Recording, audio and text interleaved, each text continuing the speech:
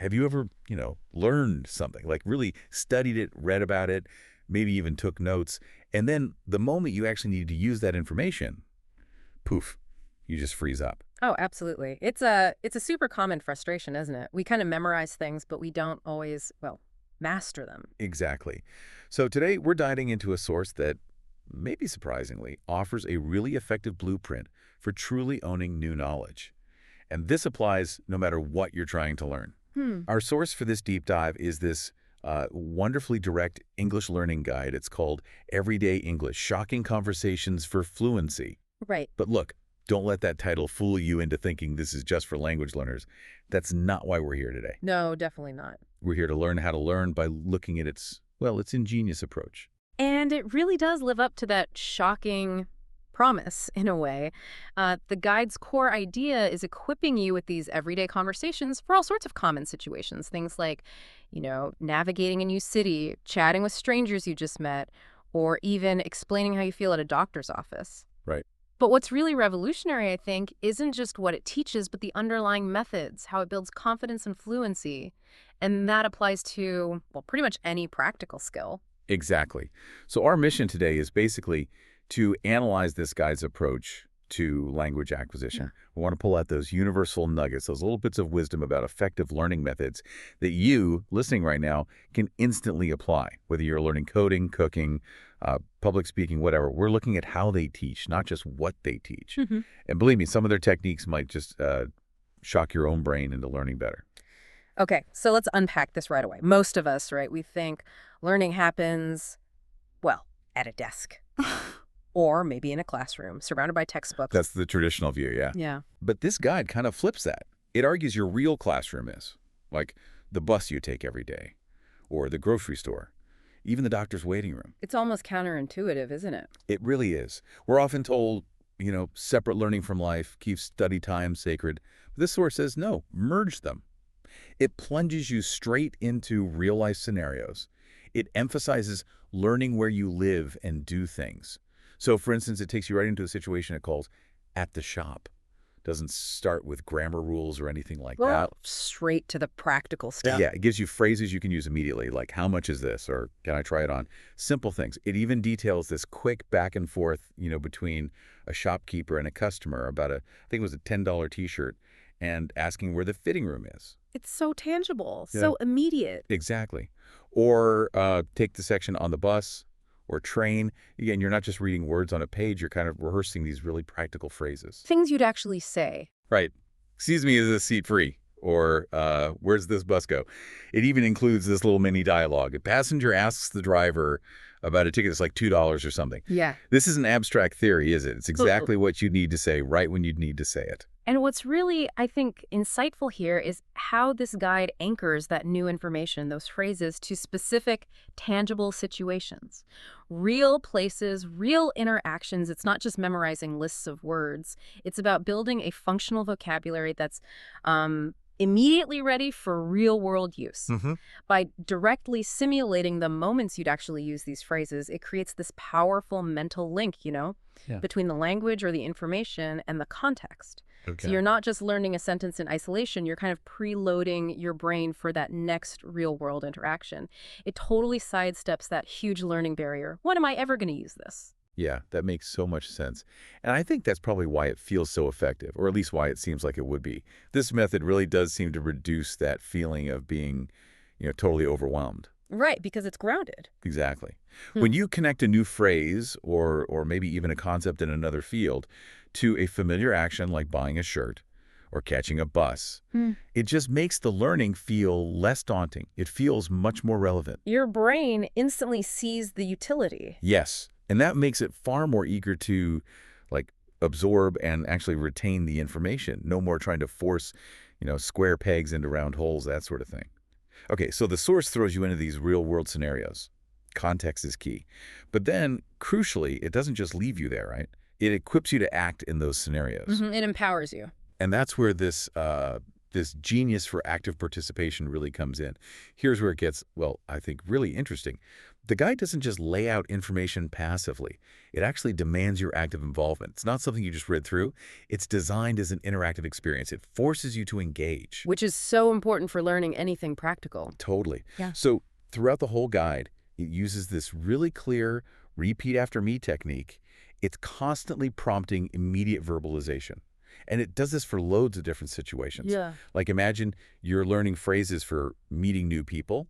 You're prompted out loud to repeat, "Hi, nice to meet you," or "Where are you from?" or "What do you do?" So you're not just reading silently. No, you're actually saying the words, Yeah. making the sounds. Or take the section at the doctor. You're asked to repeat phrases like, "I don't feel well," or "I have a headache." It's building that muscle memory for your mouth and your mind right from the get-go. This brings up a really important question for any kind of learning, doesn't it? How critical is that active verbalization piece for really consolidating knowledge? Mm. The source's constant calls to repeat aloud or say it out loud, they're leveraging the power of what we call active recall and also muscle memory. Right. You're not just processing the information mentally in your head, you're physically producing it. And that multisensory engagement, hearing yourself say it, feeling your mouth, form the words, it embeds the learning much deeper than just passive listening or reading ever could.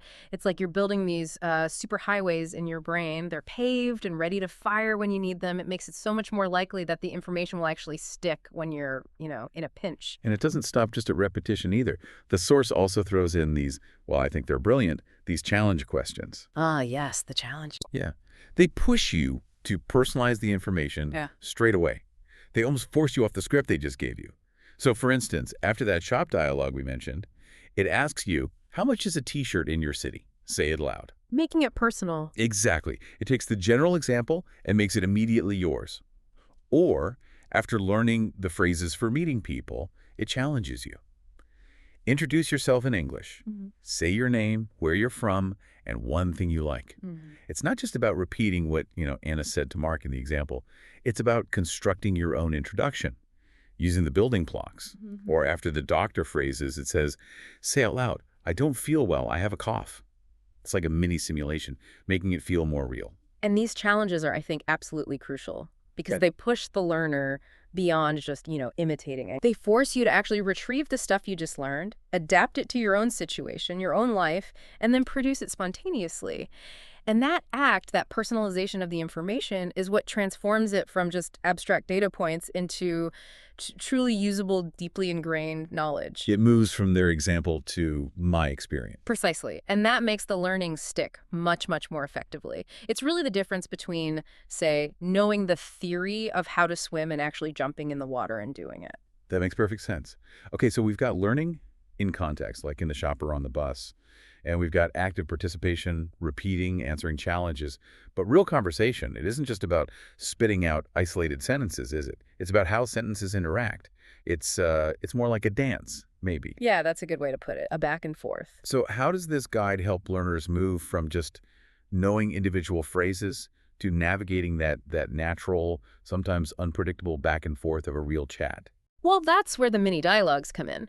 They're designed specifically to demonstrate that natural conversational flow. Oh, right. They show you the dance, as you put it, rather than just teaching you the individual steps in isolation. Right. So give us an example. Okay, well, in that meeting new people section, you get a full exchange. It's between two characters, Anna and Mark, and they go through the whole thing. Introductions, sharing where they're from, I think it was Canada and Pakistan, and even talking about whether they like living where they are now. So it's a complete little interaction. Exactly. Natural sounding, not just a list of useful phrases strung together. Okay. And another example.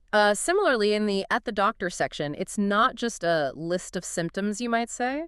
It presents a patient-doctor interaction. The patient explains they have a headache and a fever, and then the doctor responds, gives advice, rest, take some medicine. So it's like a mini story, a complete narrative arc. Pretty much. You hear the questions, the responses, maybe a follow-up question. It gives you a kind of conversational map for that specific situation. If we connect this back to the bigger picture of learning, these dialogues, they're not just about vocabulary, are they? No, not at all. They're essentially blueprints for interaction. Blueprints. I like that. They illustrate typical patterns like question and answer, and critically, they show the appropriate responses within that specific social context. Understanding this back and forth, how one statement naturally leads to another, you could call it the social choreography of conversation, that understanding is absolutely crucial for building real confidence and naturalness in actual interactions. Right. It's knowing not just what to say. But when and how to say it, and maybe how to keep the conversation moving forward. And this principle, it translates to any skill where you have dynamic interaction, right? Negotiating a deal, presenting an idea, even collaborating on a project. Okay, that makes a lot of sense. So the source immerses you in context, it demands active participation through repetition and challenges, and it shows you the flow with these dialogues. What's the final step, the ultimate test? Well, it really brings it all together at the end. How so? With specific challenges designed to test and build both listening and speaking skills, it's about integrating everything you've supposedly learned into one kind of cohesive experience. Okay, tell me about that. There's a listening part. Yes, there's a dedicated listening challenge. It usually starts with a short narrative, like you might hear something simple. Uh, Yesterday, I went shopping. I bought a shirt and some fruit. Then I took the bus home. In the evening, I met a friend at a cafe. Something like that. Pretty straightforward story. Right. But then immediately after you hear it, you're hit with specific comprehension questions. What did I buy? How did I go home?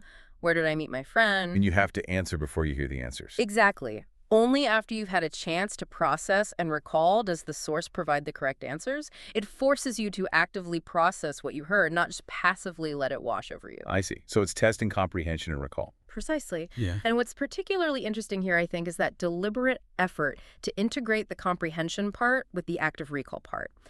Listening for the details, figuring out the information, and then having to ideally verbally articulate the answers, even if it's just in your head, that reinforces both memory and understanding at the same time.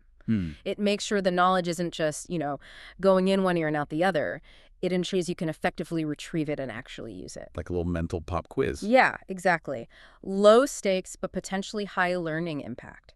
It's a really powerful technique for mastering any kind of detailed information because it forces you to both input the knowledge and then immediately output it. Okay, so that covers listening. What about the speaking side of things? Right. So then as a kind of capstone, there's the speaking challenge. And this part uses more open-ended questions. It really pushes you into spontaneous thought and response. Okay, like what kind of questions? Things like, what do you usually buy when you go shopping? Or how do you travel to school or work? Or how do you introduce yourself to new people?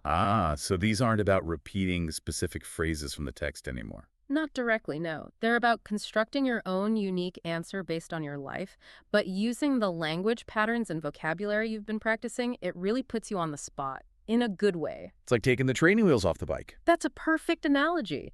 It represents that shift from guided responses, from repeating things, to genuine, spontaneous speech.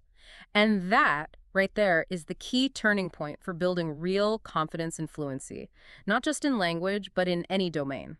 It forces you to actually construct your own thoughts and express them, drawing on that whole repertoire of knowledge you've hopefully built up through the contextual learning, the repetition, the dialogues. You're no longer just mimicking. Exactly, you're creating.